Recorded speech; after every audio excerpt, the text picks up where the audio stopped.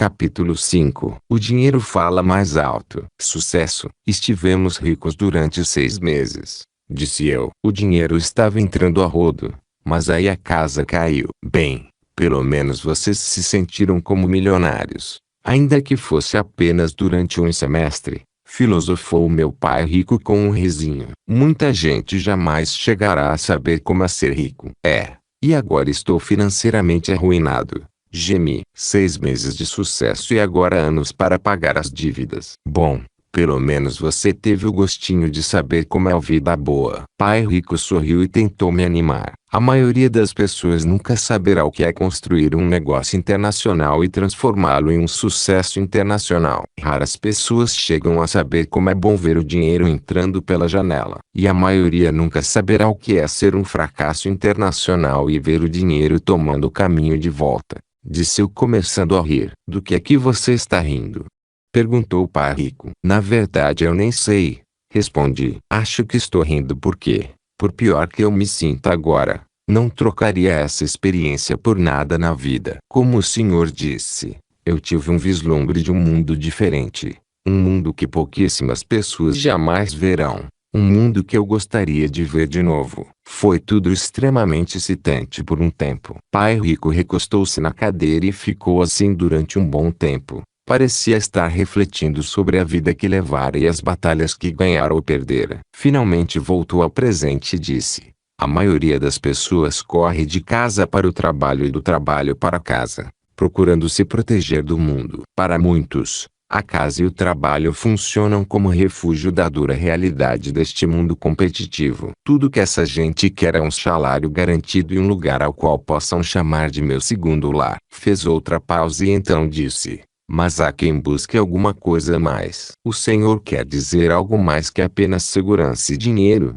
Perguntei. Assumindo o ar pensativo, ele respondeu: sim. Se tudo que sempre quis fosse um emprego seguro, um salário garantido e um segundo lar, jamais teria me tornado empreendedor. E o que é que o senhor queria? Perguntei. Além de segurança e dinheiro, um mundo diferente.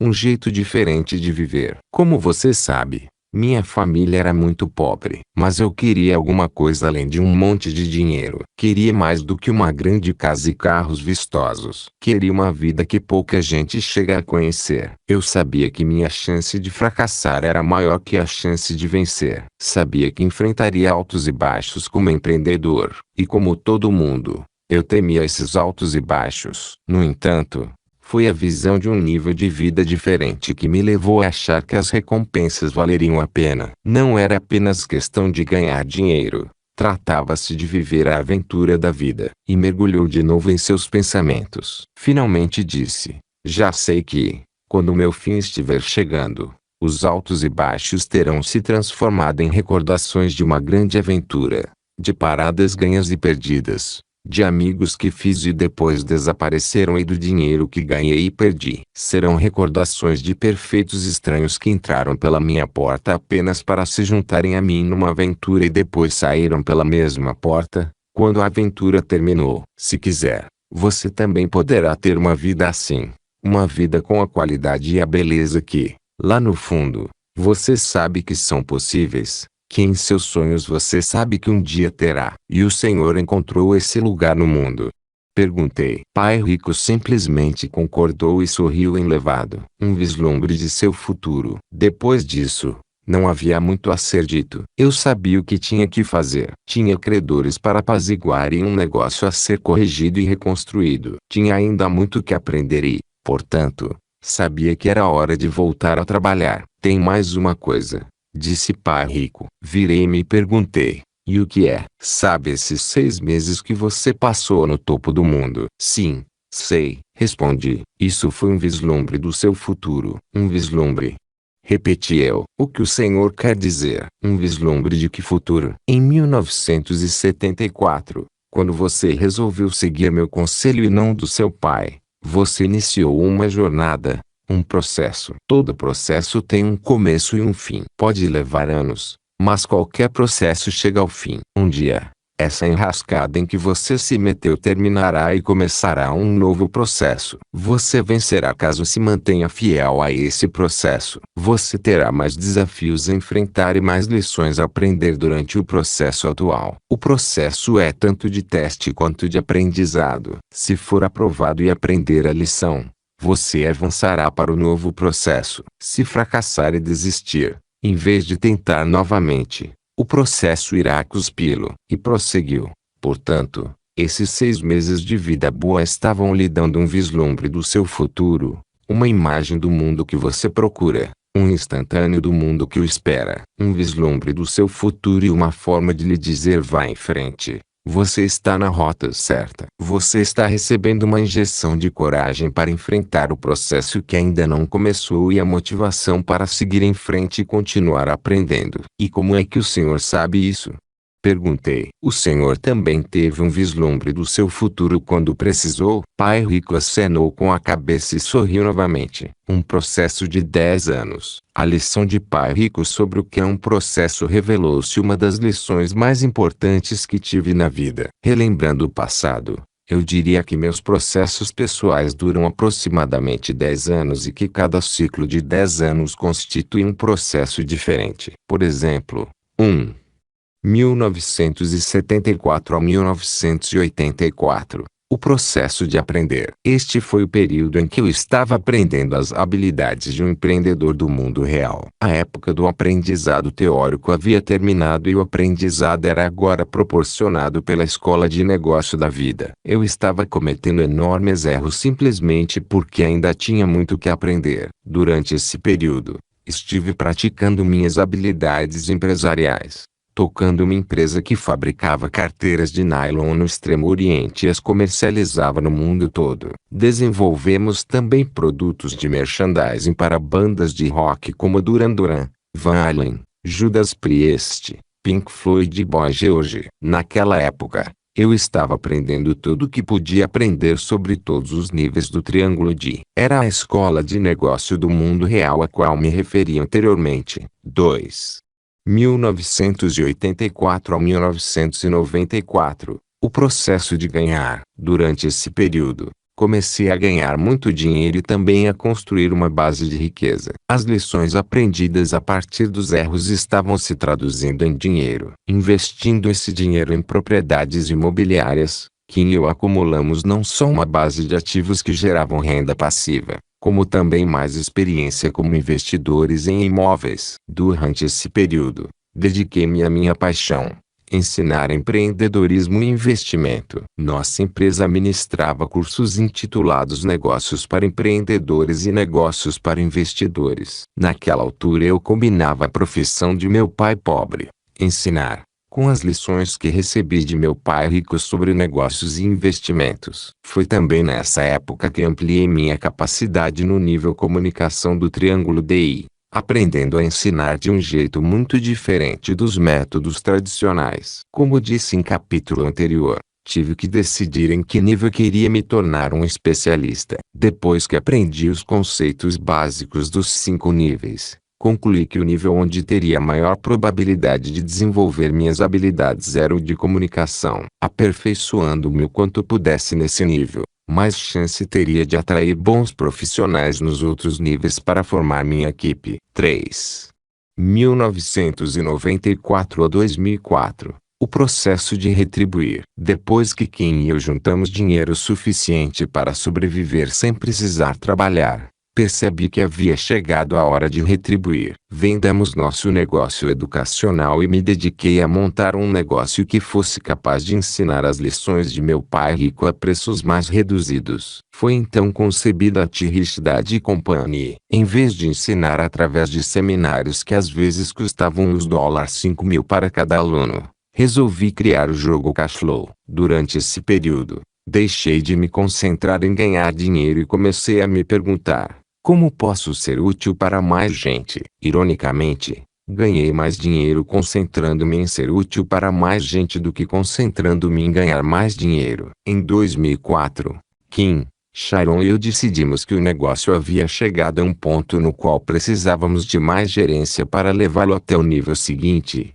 e que o negócio ainda poderia ir muito mais longe. Mas nossa tarefa como empreendedores estava concluída. Os ciclos de 10 anos não foram planejados. As coisas simplesmente foram acontecendo. Fui olhando para trás que percebi que haviam existido esses ciclos de 10 anos, alcançando meu futuro. Hoje tenho a vida que vislumbrei em 1978. O processo cumpriu a promessa que me fizera. Quem quer ser milionário? Lição 5. O processo é mais importante do que o objetivo. A maioria de nós já ouviu dizer que é importante estabelecer objetivos. No entanto, Pai Rico tinha uma ideia diferente em relação aos objetivos. Ele costumava dizer: os objetivos são importantes, mas o processo de consecução de cada objetivo é mais importante do que o próprio objetivo. E explicava: quando se pergunta a um grupo de pessoas quem quer ser milionário, a maioria levanta a mão. Isso quer dizer que elas têm o objetivo de se tornarem milionárias. Mas a verdade é que elas precisam escolher o processo de consecução desse objetivo. Existem muitas formas da pessoa atingir o objetivo de se tornar milionária. Diferentes processos para ficar rico. Pai Rico costumava dizer: a razão de o processo ser mais importante do que o objetivo é que o processo determinará no que você se tornará para atingir seu objetivo. Alguns exemplos seriam: 1. Você pode ficar rico por herança, mas a maioria de nós não sabe se vai ou não receber alguma herança. E pode ser muito difícil encontrar alguma pessoa rica que se disponha a adotá-lo. 2. Você pode ficar rico aplicando o golpe do baú. O problema é que todos nós sabemos no que nos transformamos durante o processo. Trata-se da profissão mais antiga do mundo. 3. Você pode ficar rico sendo avarento. O problema é que, se você ficar rico tornando-se avarento, você continuará sendo avarento quando o processo terminar. E o mundo odeia sujeitos ricos e avarentos. Na verdade, os camaradas ricos e avarentos é que dão má fama às pessoas ricas. 4. Você pode ficar rico sendo um escroque. O problema é que você acabará sendo um escroque rico, com amigos que também serão escroques. Quando o processo terminar, os ricos honestos não gostam de escroques ricos. 5. Você pode ficar rico por sorte. Existem muitas maneiras de ficar rico por sorte. Você pode ter nascido com algum talento excepcional, como muitos atletas e atores. Pode ganhar na loteria ou já nascer rico. Ou pode ainda acontecer de você estar no lugar certo, no momento certo. O problema é que, se você perder o dinheiro que tem, terá que contar com a sorte para recuperá-lo. 6. Você pode ficar rico sendo um empreendedor inteligente. Para ser um empreendedor rico você precisa ser um empreendedor esperto. O motivo de eu gostar desse processo de ficar rico é que este exige que você seja esperto e tornar-se esperto é muito mais importante do que ganhar dinheiro. Se você perder o seu dinheiro, este processo o ensinará a recuperá-lo e tornar-se ainda mais esperto. O dinheiro não fará de você uma pessoa rica. As loterias entregam frequentemente prêmios de milhões de dólares simplesmente porque há milhões de pessoas querendo ficar ricas por sorte. Acho interessante que esse processo de enriquecimento seja não só o mais arriscado como também o que oferece menos probabilidade de camarada ficar rico. Como processo, ele não amplia de forma alguma sua inteligência financeira. Na verdade, a pouca inteligência financeira da pessoa costuma se revelar quando ela ganha na loteria. Seguem-se algumas histórias colhidas no site MSN sobre pessoas que usaram recentemente o processo da sorte para se tornarem milionárias. Ganhou 2 vezes na loteria, e mora em um trailer. Ganhar na loteria nem sempre é o que se diz por aí, afirma Evelyn Adams, que ganhou na loteria de Nova Jersey não uma e, sim, 2 vezes 1985 e 1986, recebendo um total de US$ 5,4 milhões. O dinheiro já foi todo embora e hoje Evelyn mora em um trailer. Eu realizei o sonho americano mas perdi tudo. Foi um tombo muito duro. Estou no fundo do poço, afirma ela. Todo mundo queria meu dinheiro. Todo mundo estendeu a mão. Eu nunca aprendi uma palavra muito simples não. Quisera ter a chance de começar tudo de novo. Hoje eu seria muito mais esperta. declara Eveline. Um garoto pobre que teve sorte. Ken Proxmire era maquinista quando ganhou $1 milhão na loteria de Michigan. Mudou-se para a Califórnia e entrou no negócio de veículos com seus irmãos. 5 anos mais tarde, Ken se declarou falido. Ele era apenas um garoto pobre que teve sorte, explica Rick, o filho de Ken. Vivendo de vales alimentação do governo. William Boy Post ganhou $16,2 milhões na loteria da Pensilvânia em 1988. Mas hoje sobrevive graças ao seguro social. Eu gostaria que nunca tivesse acontecido. Foi um absoluto pesadelo, afirma Post. Uma antiga namorada processou-o com sucesso e ficou com uma parte do prêmio. E não foi só isso. Um dos irmãos de Post acabou sendo preso depois que contratou um assassino de aluguel para matá-lo, na esperança de herdar tudo. Outros parentes o atormentaram até que ele concordou em investir numa revendedora de veículos e um restaurante, em Sarasota, na Flórida. Nenhum dos negócios deu lucro, mas em compensação azedou as relações que Post mantinha com os parentes. Post acabou até sendo preso e cumprindo sentença por ter dado um tiro acima da cabeça de um cobrador de dívidas. Em um ano, Post acumulou $1 milhão de dívidas. Ele admite que foi tanto idiota quanto imprudente ao tentar agradar seus parentes. Hoje ele vive de uma aposentadoria de $450 e vales alimentação do governo. E se você perdesse $1 bilhão?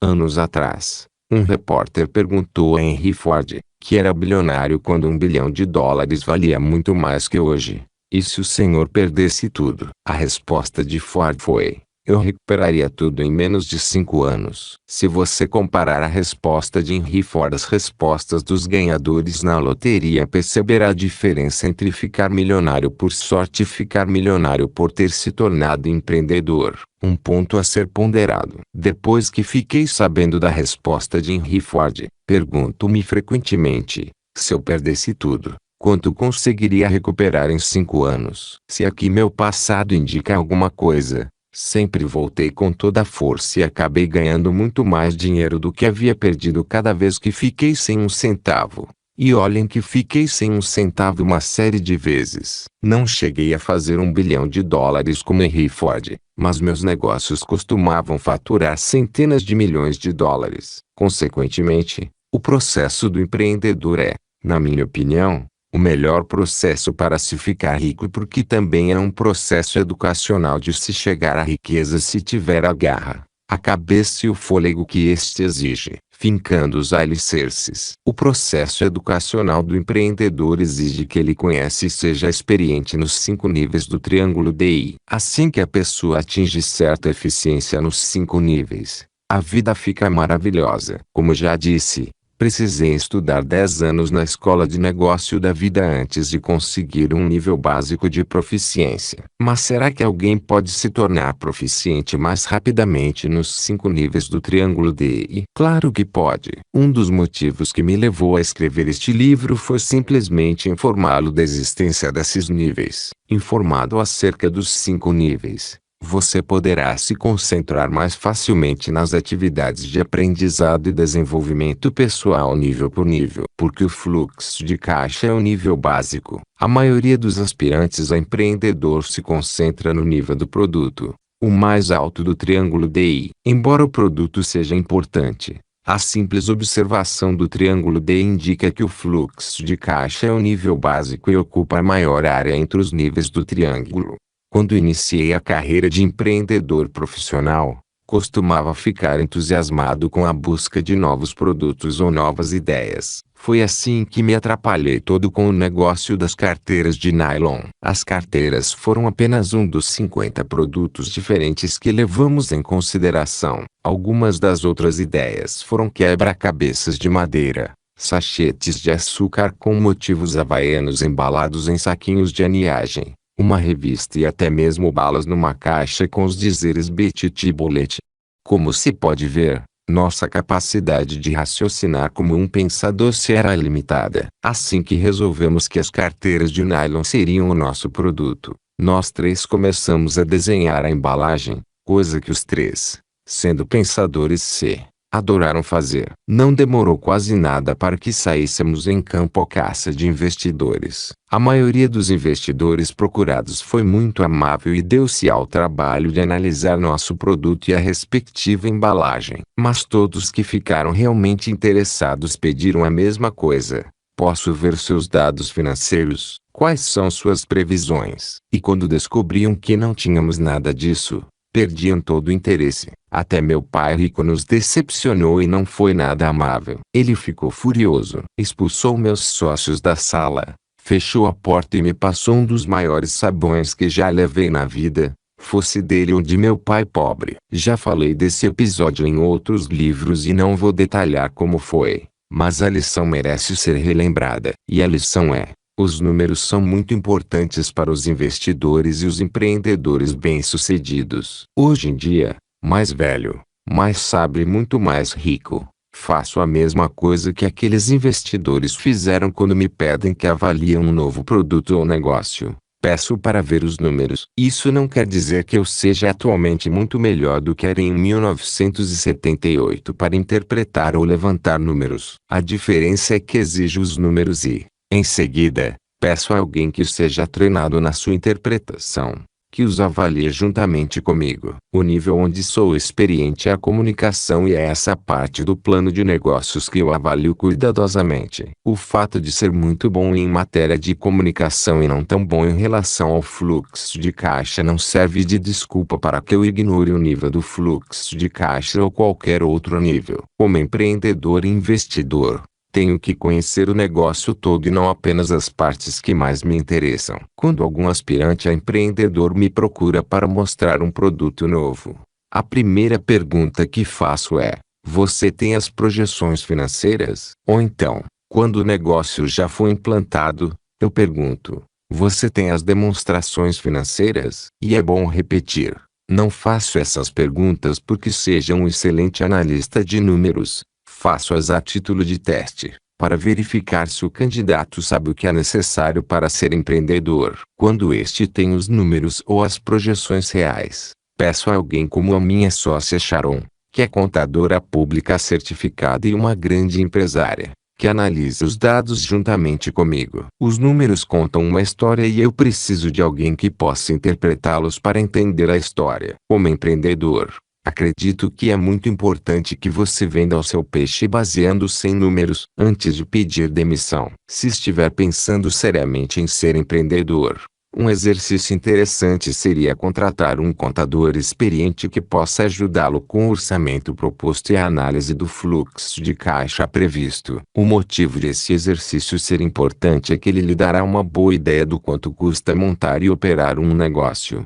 Mesmo que você não vá em frente com o produto ou empreendimento. Elaborado o seu orçamento, você terá uma ideia do quanto terá que vender e do nível de comunicação necessário para que o negócio vá em frente. O contador também poderá apontar algumas despesas que você ignora. Quisera eu ter feito esse exercício antes de montar meu negócio de carteiras de nylon. Talvez não tivesse perdido tanto dinheiro quanto perdi. O custo de contratação de um contador treinado teria sido uma gota no oceano comparado a dinheiro que perdi. O mais importante é que o que você irá gastar com um contador terá valor incalculável para o seu desenvolvimento como empreendedor. Se você perguntar, a maioria dos contadores certamente lhe dirá que a quase totalidade dos empreendedores desconhece a legislação e as normas contábeis, além de serem péssimos para manter registros. Essa falta de exatidão em matéria de números pode eventualmente deixá-los em dificuldades. É essa ignorância que eventualmente acaba lhes custando ainda mais caro. Em outras palavras,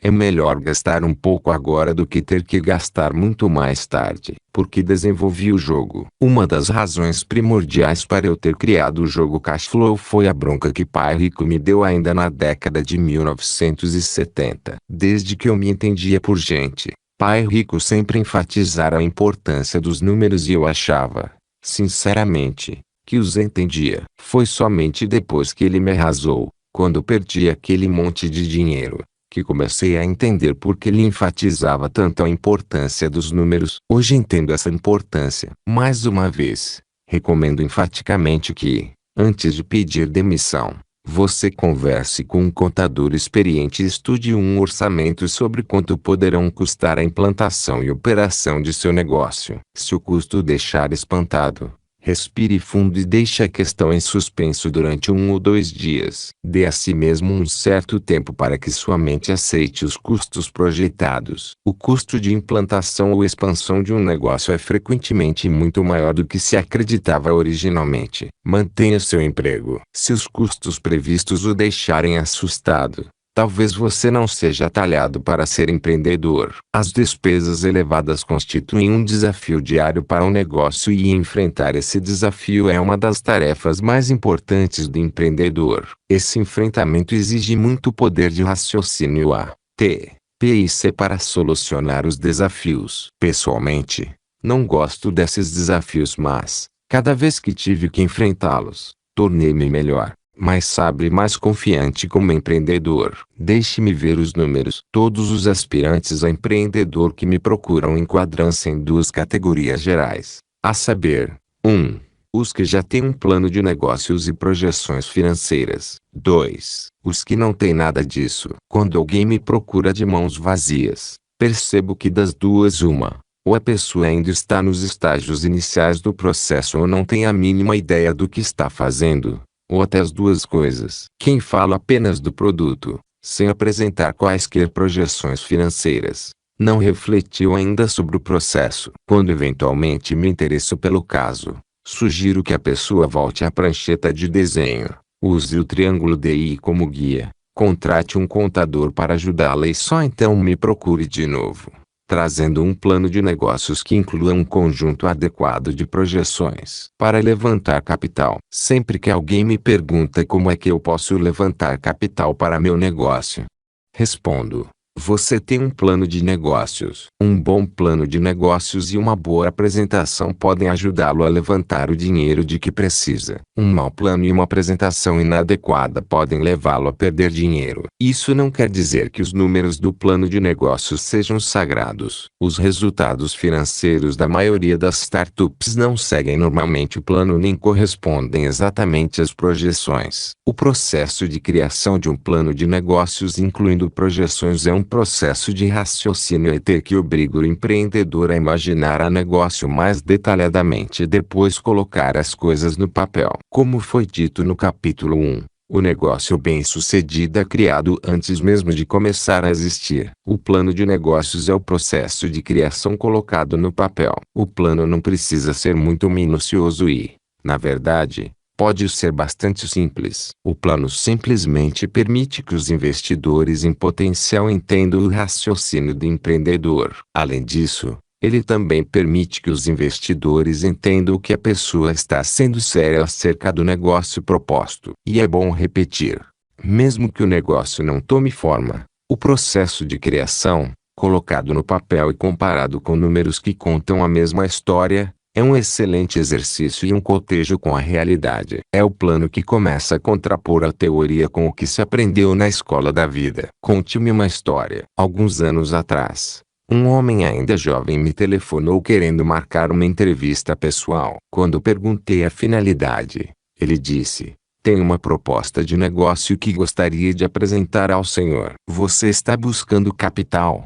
Perguntei abertamente. Ele fez uma pausa e disse hesitantemente: sim, estou. Normalmente não analiso negócios ainda no estágio inicial, mas fiquei curioso e combinamos almoçar juntos. Encontrei o homem uma semana mais tarde, em um restaurante local. O candidato a empreendedor estava muito bem vestido e havia elaborado um plano de negócios muito bem apresentado. Como já disse, não sou bom em matéria de números, mas faço o melhor que posso para entender a história contada pelos números e pelo plano. A primeira coisa que olho é a projeção financeira referente a salários e remunerações. Para mim, é aqui que a história começa. O homem havia previsto para ele um salário anual de US$ 120 mil e a primeira coisa que perguntei foi: por que você precisa de tudo isso se o negócio ainda nem existe? Bem, é isso que eu ganho atualmente no negócio onde trabalho, respondeu ele um pouco exaltado. Além disso,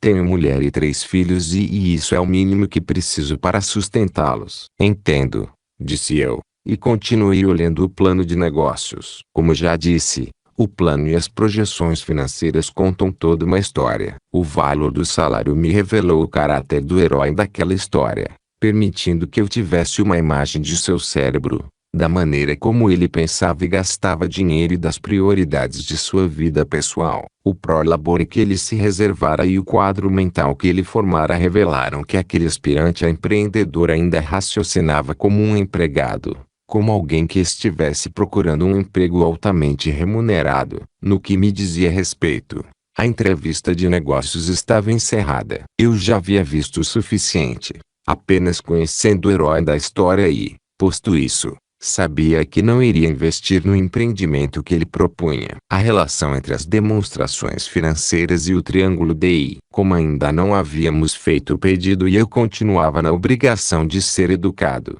examinei as outras despesas e a maneira como estas se relacionavam ao triângulo DI. Em outras palavras, comecei a raciocinar como um pensador. Eu tinha que entender quem era aquela pessoa sentada na minha frente. Em seguida, coloquei em funcionamento os pensamentos C, A e T, querendo estabelecer a relação entre as demonstrações financeiras e os 5 níveis do triângulo DI. O diagrama que visualizei mentalmente foi o seguinte. Minha pergunta seguinte foi: o que você faz atualmente, no negócio onde trabalha? Sou engenheiro mecânico, respondeu meu interlocutor. Presto atendimento aos clientes, rastreando seus pedidos através de nosso sistema. Foi assim que desenvolvi meu produto. Deixe-me falar sobre isso. Espere um pouco, disse eu. Tenho algumas dúvidas quanto às suas previsões. Apontei a rubrica publicidade e promoção e perguntei: o que é esta despesa de US$ 10.000 por mês? Como é o seu plano de marketing? Ainda não pensei muito nisso. Pretendo contratar uma agência e encarregá-la de nosso marketing. Você tem uma boa experiência em vendas ou marketing? Perguntei. Não tenho, respondeu ele. Passei a maior parte da minha carreira trabalhando nos sistemas internos de um negócio. Foi assim que tive a ideia do meu novo produto. Ele vai revolucionar o rastreio dos pedidos. Você já conversou com algum advogado de patentes para proteger sua ideia? Bom, andei procurando, mas ainda não encontrei nenhum. O seu plano reserva apenas os $4.000 como despesas de advocacia. Por quê? Bom, não quero gastar muito. Mais tarde, quando o dinheiro começar a entrar, contratarei mais advogados. Por enquanto, acho que os $4.000 são o bastante para que eu possa começar. E quem o ajudou a elaborar essas previsões? Perguntei. Não vejo nada aqui referente a despesas contábeis. Puxa, você tem razão. Esqueci isso. Quanto você acha que devo reservar para pagar um contador? Não sei, respondi. Não sou contador. Mas se quiser realmente saber, você deve consultar um contador. Como posso encontrar um que seja bom? Você pode ligar para o meu, mas ele cobra caro e talvez seja mais do que você precisa a esta altura.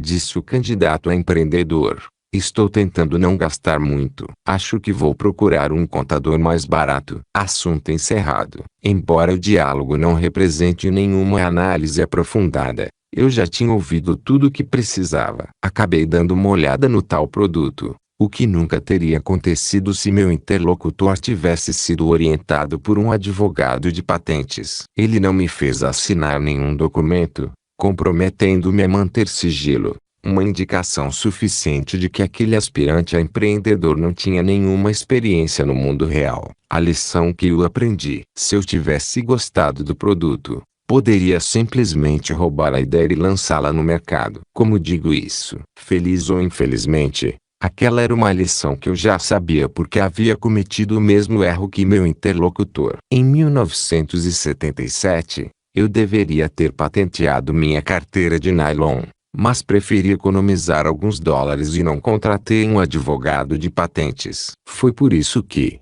quando tive a ideia do jogo Cashflow 101, não comentei o assunto com ninguém exceto Kim e a pessoa que fez o protótipo. A primeira pessoa que procurei foi um advogado especializado em propriedade intelectual e, assim, acabei contratando Michael Lester, um dos especialistas mais respeitados do mundo. Além disso, ele era o marido de Sharon Lester, que, como vocês sabem, Veio a ser coautora de todos os livros da série O Guia do Pai Rico e Sócia Nath Richdad Company. Este é mais um exemplo de como se transforma o azar em sorte. O meu azar, causado pela inexperiência e pela mesquinhez de não patentear as carteiras de nylon, perdendo posteriormente milhões de dólares, foi transformado em sorte quando aprendi com o azar que tivera.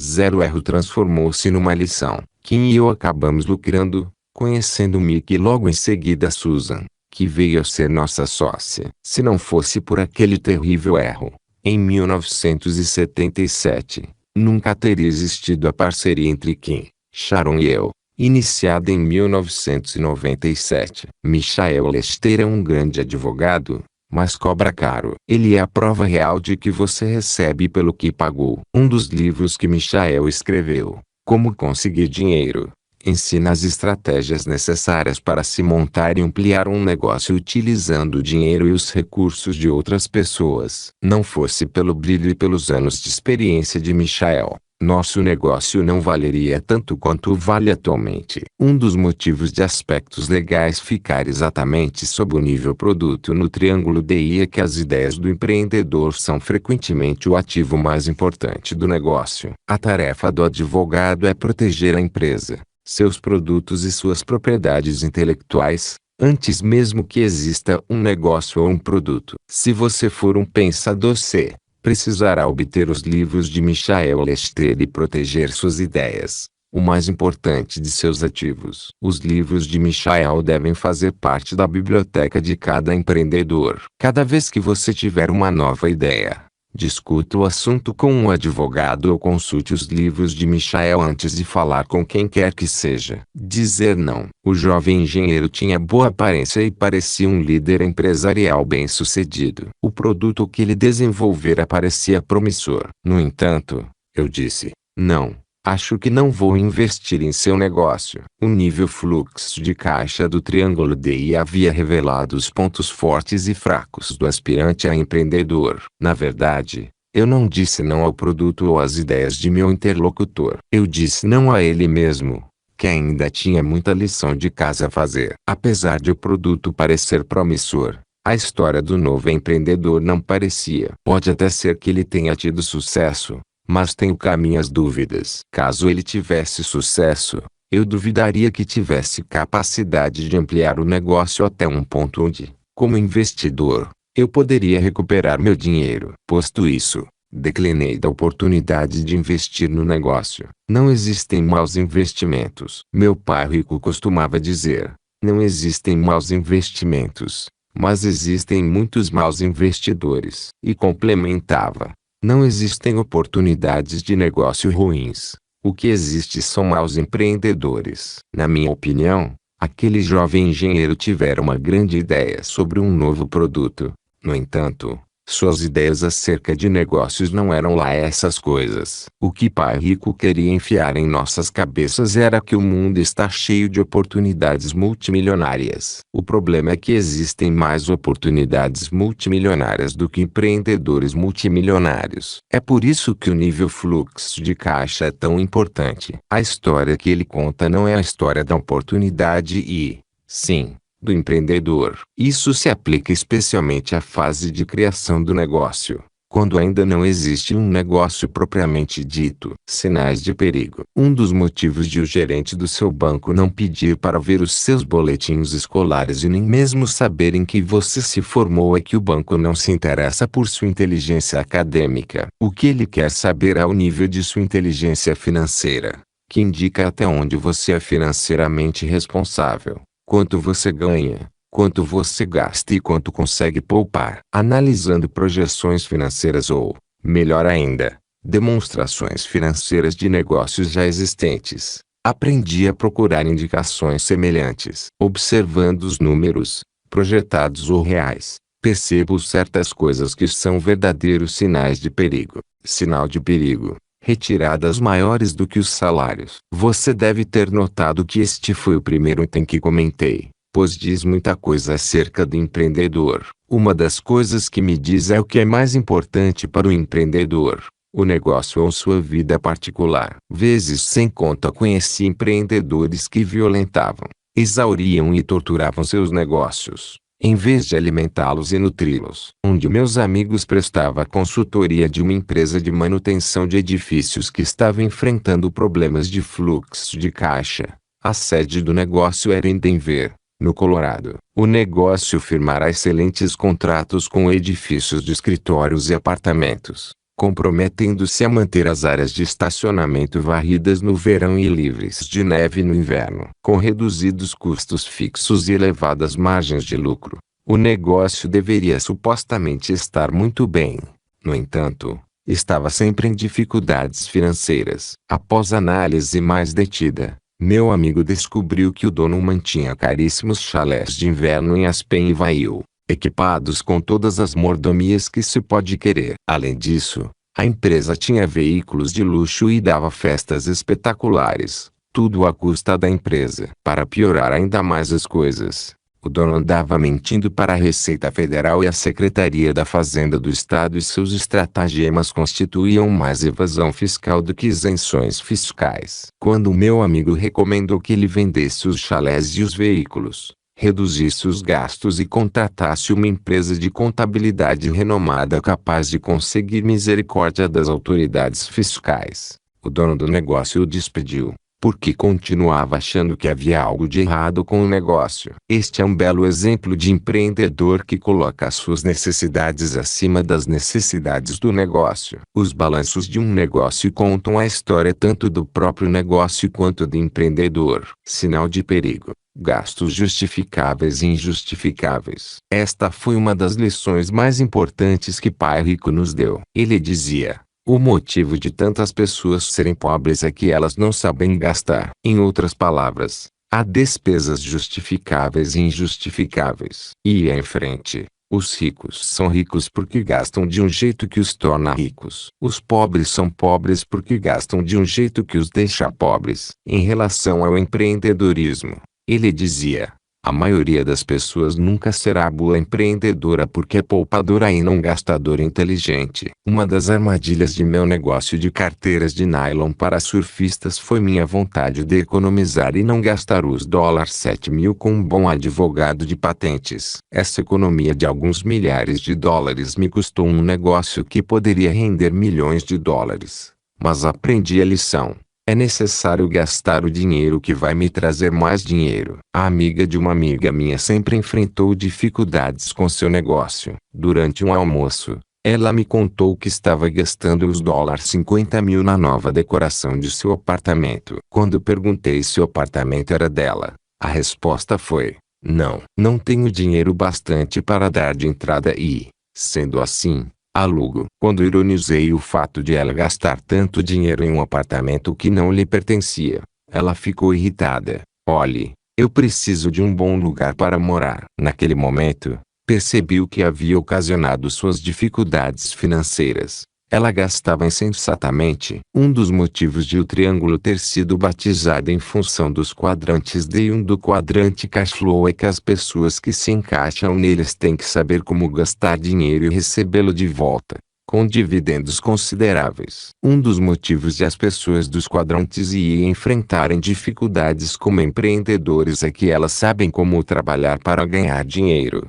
mas não sabem como gastá-lo e recuperá-lo acrescido de dividendos. A capacidade de gastar dinheiro e recuperá-lo acrescido é fundamental para os empreendedores e investidores dos quadrantes D e I. O mercado imobiliário cresceu muito entre 1997 e 2005. Apesar desse crescimento, conheci muita gente que investiu em imóveis e não conseguiu ganhar dinheiro sob a forma de rendimentos passivos. Para mim, isso é um sinal de que essas pessoas não sabem como gastar dinheiro e recuperá-lo acrescido de mais dinheiro. Essas pessoas talvez não sejam bons empreendedores ou tenham que aperfeiçoar sua habilidade para os negócios. É essa habilidade que procuro quando analiso os números de um negócio: a capacidade de gastar dinheiro e recuperá-lo acrescido de mais dinheiro. Essa habilidade é fundamental. Sinal de perigo: o dinheiro fala mais alto. Pai Rico costumava dizer: há uma grande diferença entre negócio e sobrecarga. A maioria das pessoas não é boa empreendedora porque é ocupada demais,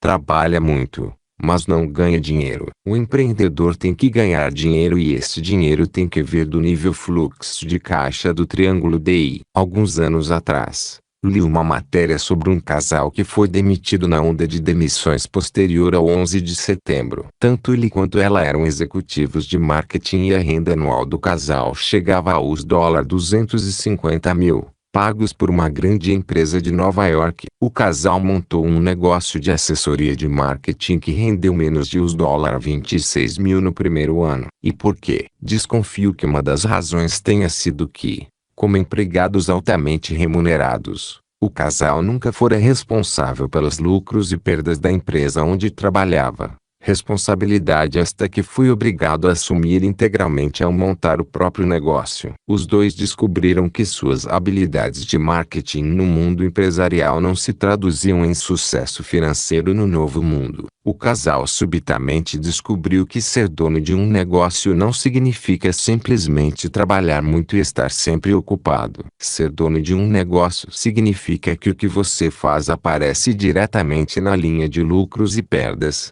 como dinheiro ganho ou dinheiro perdido. Pai Rico na certa comentaria: um empregado pode ganhar para se manter ocupado. Um empreendedor ganha em função dos resultados. Resultado significa lucros e perdas e é por isso que meu fluxo de caixa forma a base do triângulo DI. Como diria Pai Rico, as desculpas não precisam ser depositadas em sua conta bancária. Do meu ponto de vista, alguns sinais de perigo indicam que o empreendedor está empacado em algum ponto do processo de desenvolvimento. Será que ele vai aprender com o processo ou continuar emitindo sinais de perigo? Os sinais de perigo ocorrem tanto nos negócios quanto na vida da pessoa. Tenho observado que a vida pessoal também dá sinais de perigo sempre que a pessoa empaca em seus processos. As advertências podem ser problemas de saúde, má sorte ou maus relacionamentos. Pai Rico dizia: os sinais de perigo são advertências. Você pode optar entre aprender e acatá-las ou ignorá-las. Se você não acatar uma advertência, o processo pode se virar contra você e dar origem a outro processo. Meu pai fumava entre 2 e 3 maços de cigarros por dia. Os sinais de perigo surgiram durante quase todo o tempo que ele viveu. Ele não acatou as advertências e contraiu câncer dos pulmões. Eventualmente ele parou de fumar, mas já era muito tarde. Havia terminado um processo e começado outro. E esse processo foi uma batalha que ele acabou perdendo um ano mais tarde. Antes de pedir demissão, existe um velho e repetido ditado que diz: o dinheiro fala e quem tem juízo se cala. O lugar onde o dinheiro fala mais alto é a linha de lucro-prejuízo da demonstração financeira. O empreendedor não tem que ser contador, mas tem que ser responsável. Lembre-se de duas coisas antes de pedir demissão. 1. Os empregados e os consultores não são responsáveis pelos lucros ou perdas. Os empreendedores sim. 2. Quando se observa o quadrante cash flow, nota-se que as pessoas dos quadrantes IA não precisam de demonstrações financeiras, mas as pessoas dos quadrantes D e 1 têm que elaborar demonstrações financeiras. Mas por quê? Porque o dinheiro fala e a história que conta é se o indivíduo do quadrante D é o não sagaz em questões financeiras. Esses indivíduos são avaliados em função do sucesso financeiro nos quadrantes D e I. Empreendedores que botam a culpa nos outros. O empreendedor ou seu chefe executivo e o FFC não podem botar a culpa nos outros. É feio inventar desculpas ou incriminar os subordinados. A responsabilidade máxima é sempre do empreendedor ou do presidente. É por isso que o nível do fluxo de caixa é a base do triângulo DI. É nele que reside a responsabilidade. Como empreendedor,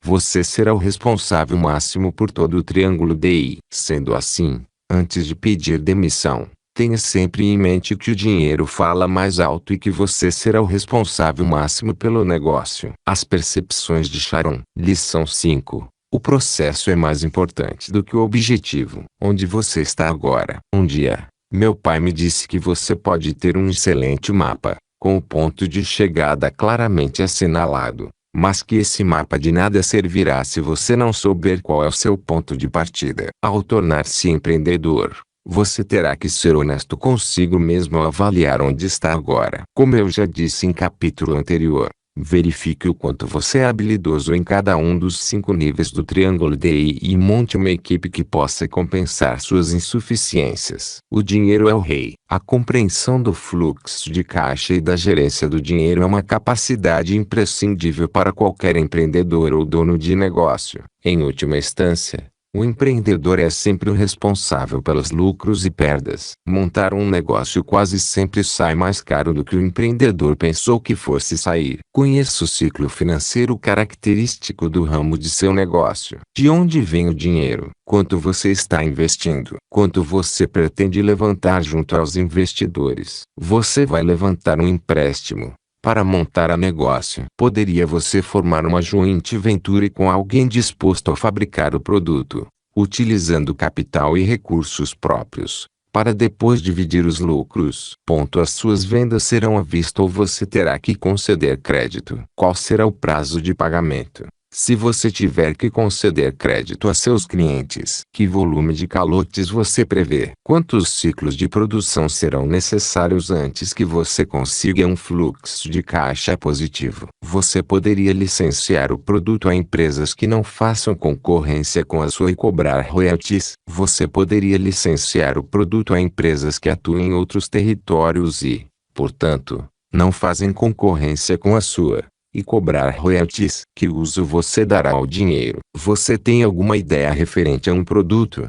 Já protegeu o seu produto? Planeja montar o negócio em função de sua ideia ou produto? Terá que pagar consultores? Terá que construir um protótipo? Terá que encontrar fornecedores? Terá que negociar condições de pagamento com esses fornecedores? Precisará de um escritório, de um depósito, de um veículo? Quais serão os suprimentos de escritório necessários? De que equipamentos de escritório você vai precisar? Computadores? Copiadoras? Quanto tempo levará para você produzir o que vai vender? De quantos empregados precisará? Quanto irá lhes pagar e qual será o nível de desenvolvimento necessário? De quanto você e a sua equipe precisarão, a título de prolabore, durante os estágios iniciais? De quanto vai precisar e quando o dinheiro será necessário para produzir a mercadoria? Como irá embalar a mercadoria? Quanto isso custará? Como é que vai promover o que fabrica? Você pretende criar um site? Pretende trabalhar com cartão de crédito,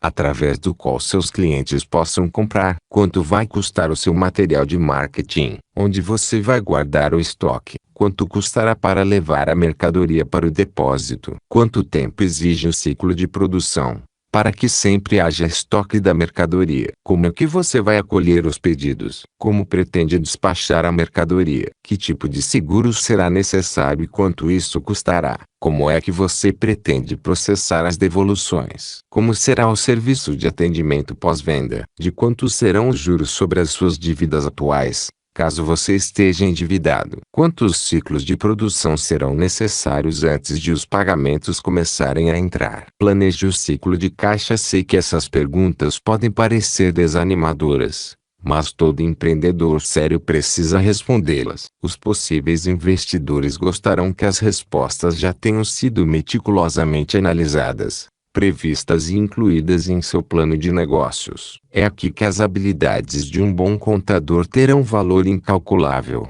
ajudando você a planejar suas necessidades de caixa. Já vi muitos negócios de sucesso entrarem em crise por não terem previsto corretamente a lacuna temporal entre as despesas de produção e o momento em que venceriam os prazos de pagamento concedidos aos clientes. Em uma empresa fabricante de jogos de computador infantis onde trabalhei, essa lacuna era superior a 14 meses porque tínhamos que custear a fabricação de um componente eletrônico que exigia 6 meses. O transporte desse componente entre um país da Ásia e os Estados Unidos consumia mais 2 meses e precisávamos de mais 6 meses para poder vender os jogos e começar a receber. Esse ciclo financeiro de 14 meses era extremamente oneroso e tinha que ser constantemente monitorado. Qualquer atraso podia resultar em crise financeira. Trabalhávamos incessantemente junto a nossos fornecedores, procurando encurtar esse ciclo conforme fosse possível. O mercado inteiro poderia mudar em menos tempo do que o tempo que precisávamos para fabricar e vender nosso produto e começar a receber os pagamentos. Quando o dinheiro fica escasso, quando falta dinheiro, O empreendedor perde a concentração no negócio e começa a se concentrar na sobrevivência. 1. Hoje já é dia 30 e não temos dinheiro para a folha de pagamento. 2. Tenho que pagar esse fornecedor, senão ele não entrega o último pedido e fico sem dinheiro suficiente. 3. Tenho muitas contas a receber, mas a conta no banco está vazia. 4. O banco começou a reter os créditos provenientes das vendas através de cartões de crédito. 5. Como se não bastasse, sua mulher telefona e reclama: precisamos de um salário. Quando ouço essas coisas em uma empresa, percebo que são os sinais de perigo dos quais Pai Rico falava. Negócio empreendedor entra em fase crítica quando não há como resolver essas emergências sem perder a concentração no desenvolvimento do negócio. Tempo é dinheiro. Pergunte a si mesmo de que jeito você vai gastar seu tempo como empreendedor. No começo, todo o tempo é gasto em função do futuro, já que é necessário desenvolver o produto e os sistemas para botar o negócio funcionando. Esta é uma época muito excitante, que energiza a maioria dos empreendedores. Conforme o negócio vai crescendo, as exigências em matéria de tempo que este impõe ao empreendedor começam a mudar automaticamente. As operações do dia a dia se tornam importantes e surgem questões jurídicas e contábeis a serem resolvidas. Um belo dia, o empreendedor pode se dar conta de que perdeu a concentração no futuro da empresa. Sendo assim, é fundamental que você se cerque de uma equipe de gente capacitada, que possa ajudá-lo a atender às diversas necessidades da empresa. Segue-se um maravilhoso exercício que aprendi com um amigo que, por sua vez, o aprendeu em um seminário. Gostaria muito de poder dar crédito a quem inventou o exercício, mas não sei onde este teve origem. De qualquer forma, faça a si mesmo as seguintes perguntas. Em relação a seu negócio, analisando como você consome o seu tempo, eu identificaria as seguintes tarefas e a maneira como elas poderiam ser classificadas: futuro, marketing, relações públicas, pesquisa e desenvolvimento, parcerias estratégicas, licenciamento, novos negócios, previsões e necessidades financeiras, questões jurídicas. Consulte o box honorários advocatícios positivos e negativos. Presente, acolhimento de pedidos, despacho e recebimento, atendimento aos clientes, necessidades de caixa. Passado, contabilidade, questões jurídicas negativas, questões de conformidade com os regulamentos federais, estaduais e municipais, revisões salariais. Qual é a resposta correta? Sempre fui uma das primeiras da classe e notava minha permanente vontade de saber a resposta certa. Infelizmente, a resposta que funciona bem em relação a meu negócio pode não servir para o seu. Na maioria dos casos, incentivo os empreendedores a dedicar mais da metade de seu tempo ao futuro de seus negócios depois que tiverem montado uma vigorosa equipe que se concentre nos fatores atuais e passados do negócio. Conforme o caso, o empreendedor talvez tenha que dedicar mais de 80% do seu tempo ao futuro. Assim sendo, recomendo implantar um processo capaz de permitir que sua equipe se encarregue do assunto toda vez que surgir alguma questão que redirecione sua atenção para o presente ou passado. Honorários advocatícios positivos e negativos. Robert mencionou que são poucas as coisas que representam perda de dinheiro maior do que as acarretadas por processo judicial. No entanto, deveis diferenciar os honorários desperdiçados em processos judiciais dos honorários referentes à implantação do componente aspectos legais do triângulo DI. Assim como há diferença entre endividamento positivo e negativo, há diferença entre honorários advocatícios positivos e negativos. Um empréstimo que permita a você adquirir um ativo capaz de gerar um fluxo de caixa maior que as parcelas de pagamento é uma dívida positiva. Por analogia, os honorários advocatícios referentes à constituição do negócio, à formalização de contratos exatos, ponderados e inequívocos, a concretização ou preservação de direitos de propriedade intelectual e a criação de sólidas parcerias são honorários positivos. Esse dinheiro gasto lhe poupará despesas ou, quem sabe, permitirá que você ganhe mais dinheiro no futuro. Contrair uma dívida apenas para permitir que você se gratifique instantaneamente, com um presente para si mesmo.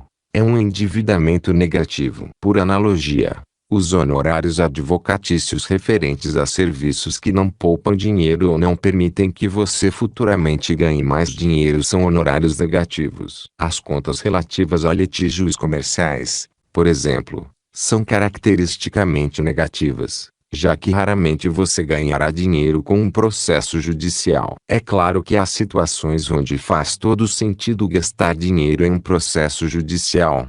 Na verdade, isso pode até ser absolutamente necessário para a sobrevivência do negócio. Existem situações em que, por exemplo, é necessário brigar para que o negócio não perca direitos valiosos, bem como a receita gerada a partir desses direitos. Nesse caso, os honorários serão sempre positivos. Não obstante, um processo judicial não é uma coisa que você possa iniciar com leviandade, principalmente quando percebe que essa despesa não acrescentará nada a seus ganhos. Os processos são extremamente onerosos e não são algo que você comece e depois simplesmente encerre caso as coisas fiquem difíceis. Depois que passei anos trabalhando como advogada especializada em processos judiciais, posso afirmar que litígios são um passatempo para reis e um litígio é como uma viagem de avião.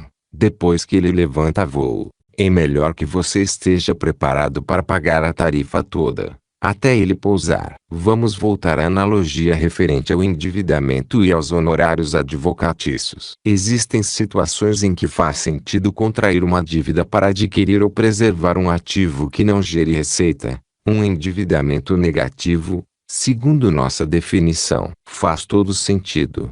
Por exemplo, assumir uma hipoteca e comprar uma casa onde você e sua família possam morar. Apesar de as hipotecas serem uma forma negativa de endividamento sempre segundo nossa definição, pode-se dizer o mesmo em relação a um empréstimo de curto prazo para pagar um tratamento médico que, de outra forma, você não teria condições de pagar. É também compreensível que você, tendo filhos ainda pequenos, levante um empréstimo para murar todo o terreno de sua casa, impedindo, assim, que as crianças saiam para a rua ou que alguém entre no quintal onde os seus filhos brincam. Embora um empréstimo como esse não corresponda à nossa definição de endividamento positivo, certamente é sensato proteger os seus filhos. O que é importante é reconhecer e entender que tipo de dívida você está contraindo. Pode-se dizer o mesmo em relação a determinados honorários advocatícios que não se enquadram entre aqueles que consideramos positivos. Pode haver situações em que você terá que fazer valer seus direitos por questão de princípio ou necessidade estratégica. A única forma de se lidar com um valentão,